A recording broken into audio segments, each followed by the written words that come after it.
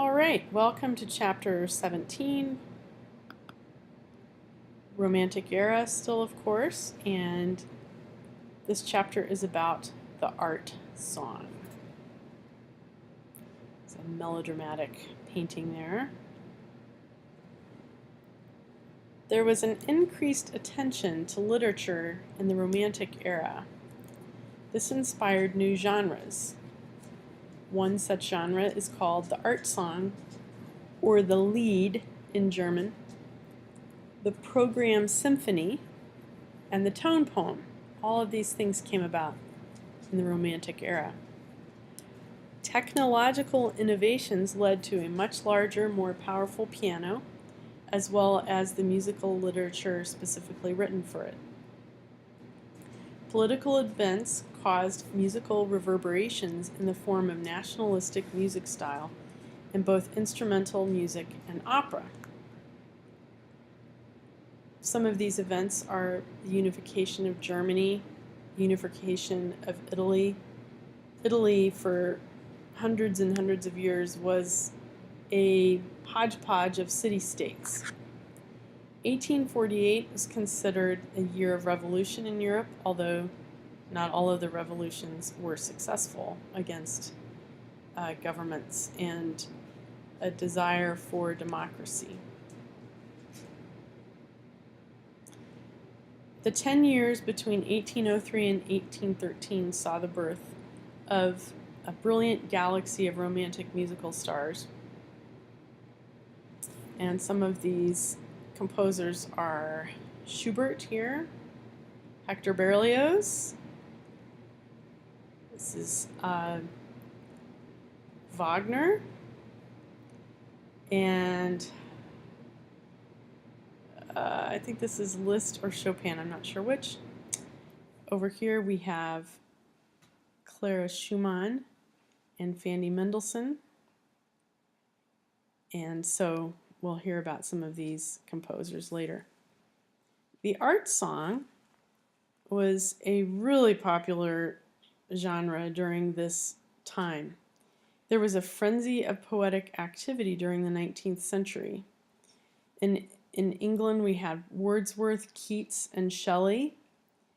In Germany, the poet Goethe, Eichendorff, Heine, etc. And poets were viewed as being really special artists, and they viewed music as being the purest of the arts. So there was really a strong bond between music and poetry and the energy between the two of them. Music intensifies the poetic sentiments and expresses emotions without words.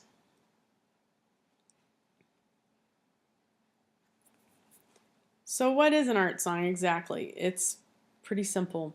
It needs to be performed by trained musicians because it has a certain amount of kind of a baseline for technical abilities, both for the pianist and the solo voice. So it's a song for solo voice and piano accompaniment with high artistic aspirations. Lied is German for song, and the art song was most intensively cultivated in German-speaking countries. A song cycle is a collection of several songs united by a common theme or literary idea. This picture shows a Schubertiad. This is right here Franz Schubert. He wrote many, many Lieder. Lieder is the plural of Lied.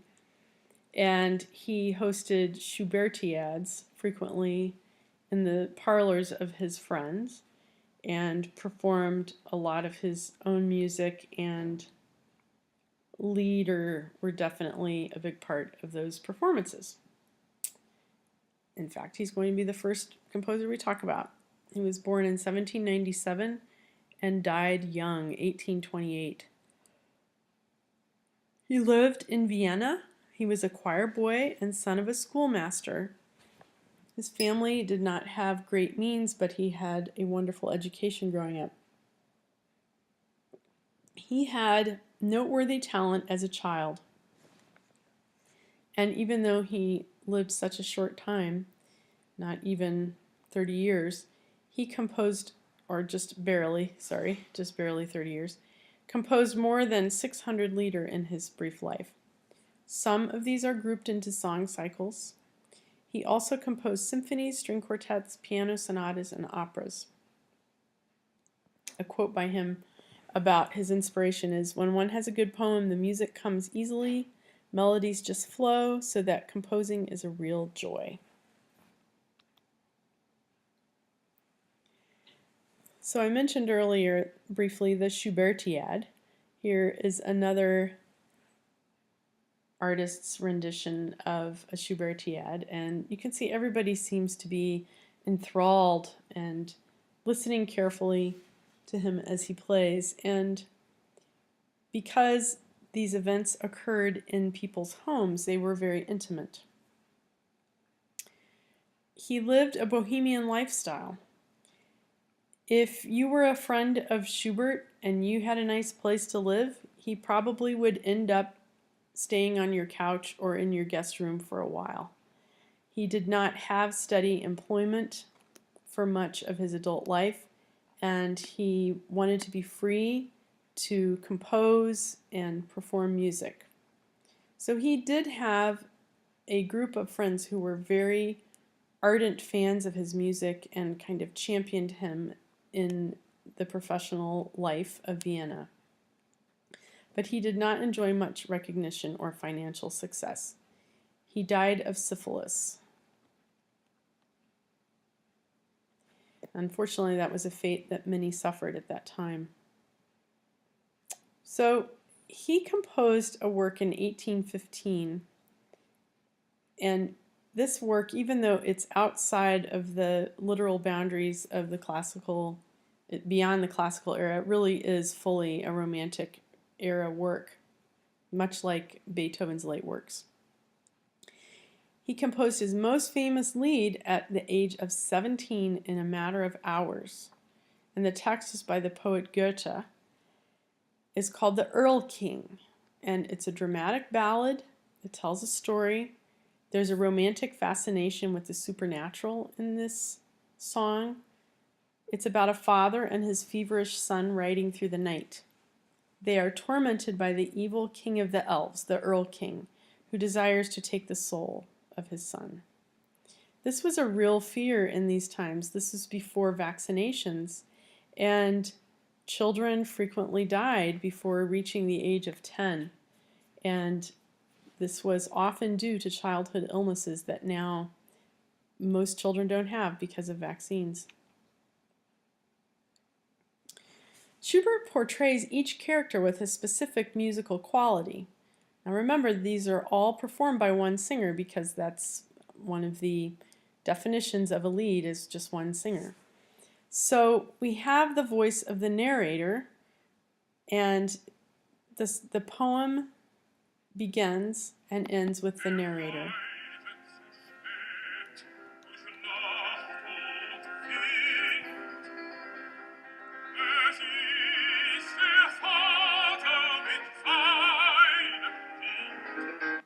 All right, so there was the narrator. I'm sorry if I have to tinker around with this. I have a hard time making these links activate. Oh my goodness. So the father sings in a low range to calm his son. He is trying to be the voice of reason. Oh, let me try this again. The elf king himself sings a seductive line to lure the boy.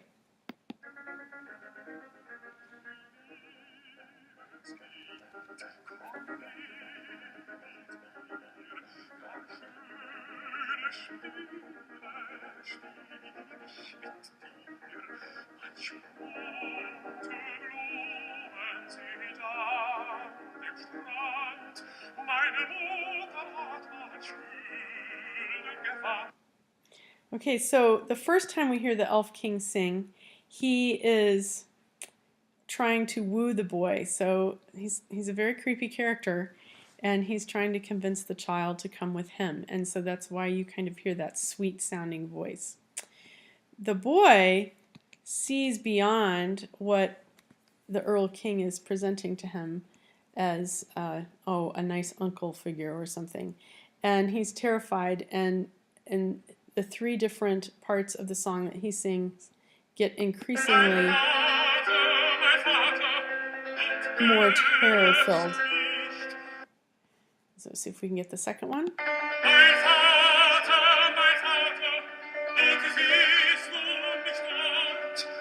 And the third one, he's even singing higher.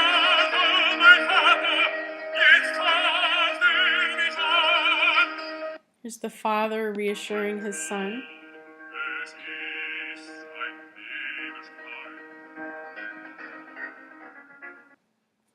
Now your listening guide will have a translation also.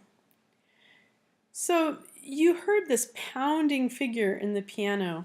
The piano really is part of the story. It reinforces the song's mood and the narrative details as a dramatic partner to the voice. Schubert captures the sense of terror and detail of the galloping horse in the accompaniment figure that pounds throughout the song. So these are triplets, galloping, galloping, galloping, galloping. And then in the bass voice, we have this little melody emerge. Do-do-do-do-do-do, boom, boom, very mysterious. So we're going to be listening and see if you can identify the mode of this. We won't hear the whole thing.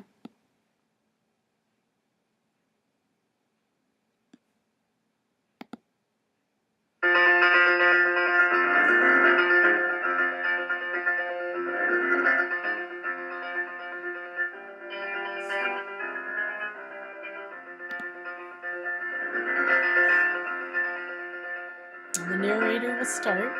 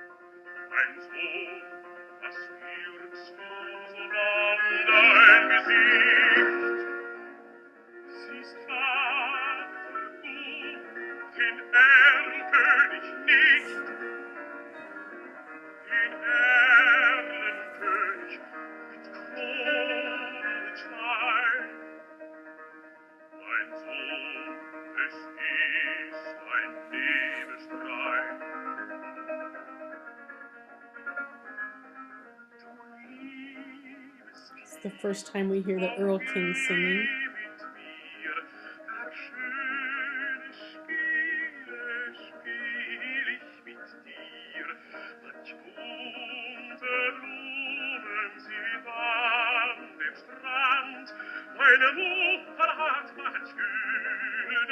Now we'll hear the son.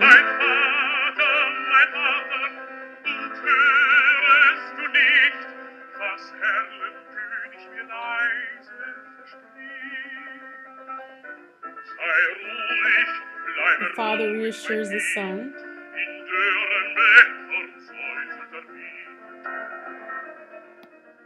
Oh, it's probably nothing. It's probably just a shadow.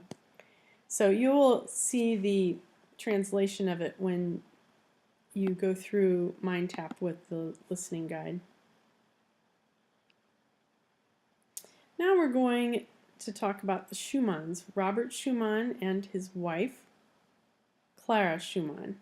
Robert was born in 1810 and died in 1856. He was a very creative composer. He had a real gift for melody. His best works tend to be his miniature compositions, his character pieces for solo piano. I love to play his fantasy pieces he wrote for clarinet and piano that have been arranged for cello and piano.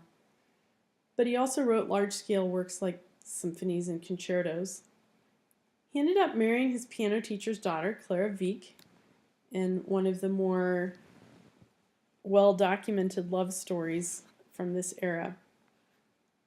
He was trying to strengthen his pinky finger on his right hand, and he actually made a grave error when he did this, and he made it sort of like a machine to strengthen that finger, and sadly, he really wrecked the muscles on that pinky finger and that side of his right hand.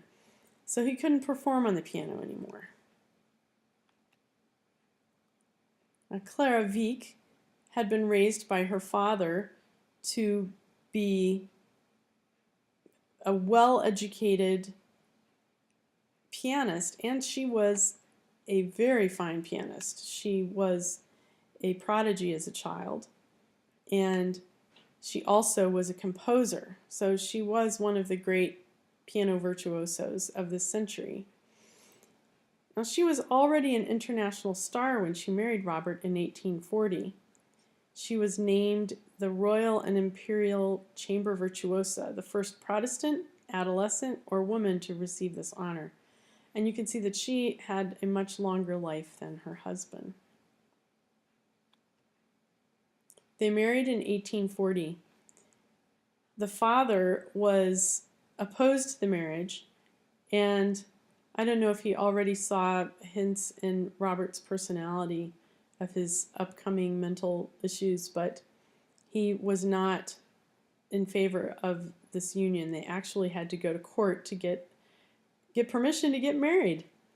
And after they were married, they were a wonderful team for a short while, and she did surpass Robert in international fame, partly because she could actually perform on the piano at this point, and he could not. She respected very much Robert's compositional genius, and they made suggestions and encouraged each other in their works. Clara was very much a professional woman and musician. She put aside her concert career after the marriage because she had 8 children. 7 survived infancy. She gradually returned to a demanding concert schedule. This was rare for her time that she lived in the 1800s, but necessary because they needed the money. Sadly, Robert began exhibiting symptoms of mental depression and instability, and he tried to commit suicide. He spent the last years of his life in a mental institution.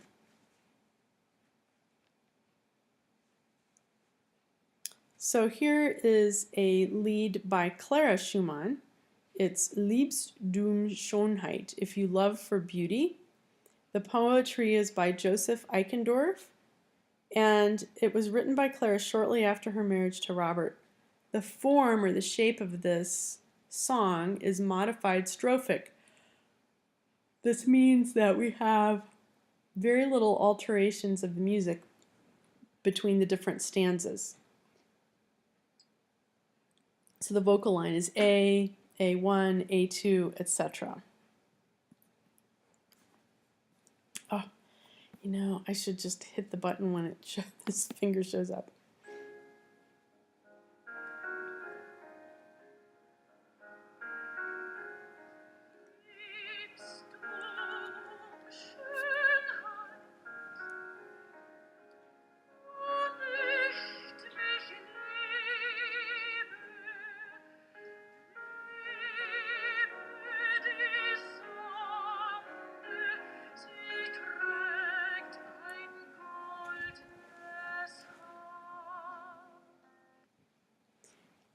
You will hear more of this in your listening guide, but it's really a beautiful lied, and the poetry is quite lovely also.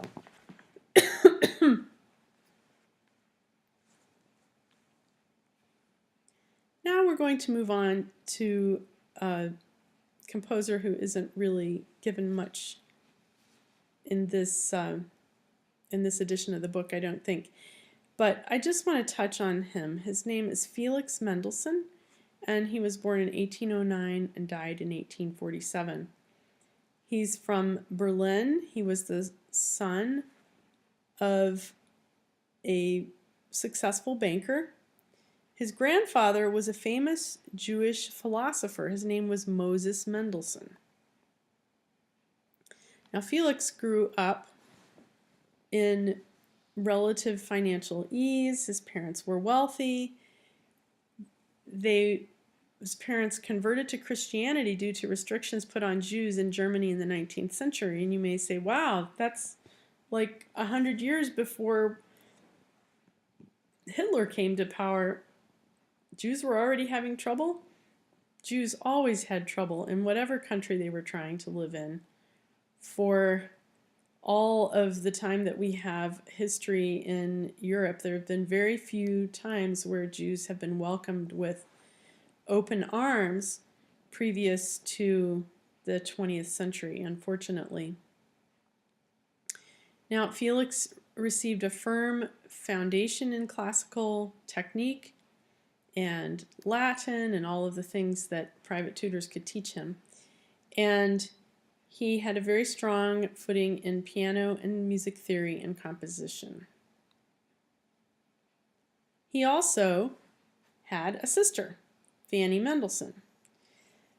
She was born in 1805, so she was the big sister, and she was the equally talented sister to Felix. She really outdid him as a pianist when she was a child, and they grew up together and were very close sibling relationship. Fanny became a prolific composer. She wrote oratorios, piano works, chamber music. She married the painter Wilhelm Hensel, who encouraged her as a composer and pianist. This is another wonderful love story, but it had not as tragic of an ending, although Fanny did die young. Women composers were not taken seriously in this time, and so little of her music was actually published at the time. She rarely performed outside the home, although she was the pianist in Felix's piano concerto at the premiere or the first performance. This was an important brother-sister duo. They helped revive interest in Johann Sebastian Bach, who among the general public was not very popular at this time, and they staged a revival of one of his most famous masses, and she trained the choir and he trained the orchestra, and so they collaborated. And then, as I mentioned before, she premiered the solo piano part for her brother's piano concerto. And as far as we know, it's the only time she ever performed outside the home. She had her own salon in the home where people could come to weekly concerts, which was considered to be proper for people who were wealthy.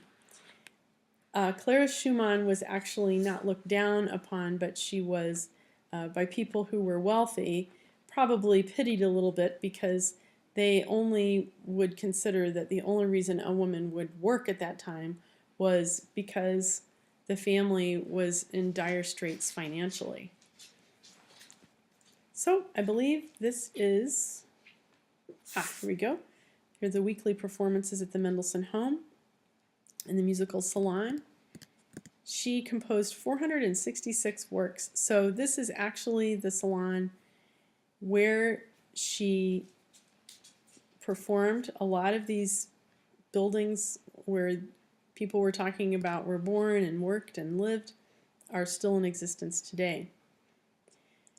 Felix and Fanny died within weeks of each other. Both had symptoms of strokes, and Fanny died first, and Felix was working 50 or 100 miles away from where she was living.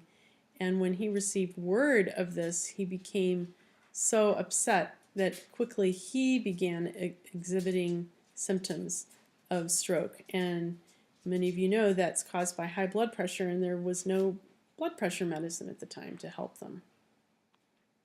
So this is it. This is the last slide.